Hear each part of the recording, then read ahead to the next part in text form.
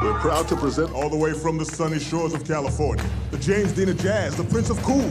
And he's here playing a double bill with our very own Miles Davis and Dizzy Gillespie. Making his Birdland debut, Chet Baker and his quartet. Hello, Fear. Hello, Dad. Hello, Dad. All right, folks, that's a wrap. I could have played myself, Chet. You're not an actor. Neither are you. Well, that's true. I knew a little bit about Marty, Chet come back Baker, with me to but my not a place so we lot. can sing. But this is not to be taken as like a pure biopic, is it?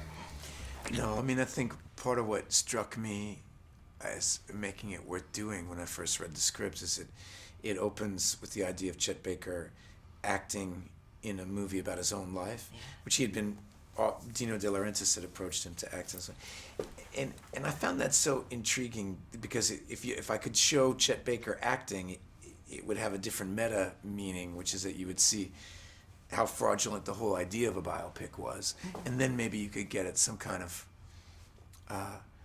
just tell a good story, and use the legend and myth of the jazz of this era and of Chet Baker himself to tell a love story that might be interesting to other people.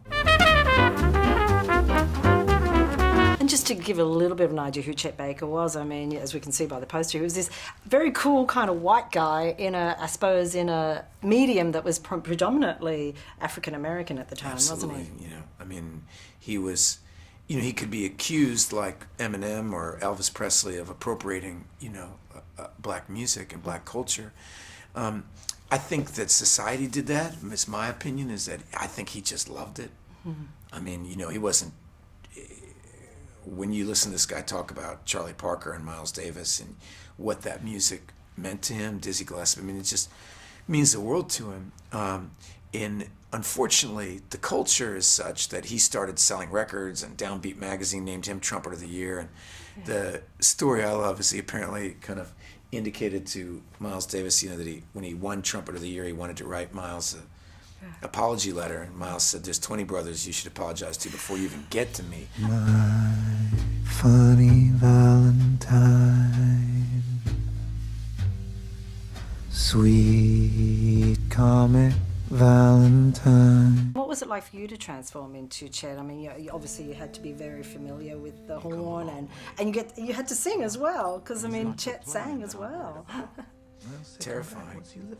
Sometimes I don't know how I ever gave myself permission to do some of these things. Like I did a film of Hamlet years ago. I don't know who I thought I was that I was ready to play that part, but and to have to sing My Funny Valentine on camera, but I think that I thought that unlike Billie Holiday or unlike Ella Fitzgerald or other great jazz vocalists, Chet wasn't known to have a great voice. Mm-hmm. He communicated something. I mean, and I thought that what he was communicating was actable, that I didn't need to have a great voice, that what's moving about Chet Baker's singing is you sometimes don't think he will live through the song, that his shyness or his, there's something so detached that you feel like he might just stop singing any second. You feel like you're privy to a secret when he sings. And I thought, that I could do. Yeah. You don't have to have a great voice to do that. So I started now. As I studied with the music teacher, as I studied his trumpet playing and his singing, I came to admire it a lot more. You realize how hard it is to be that simple.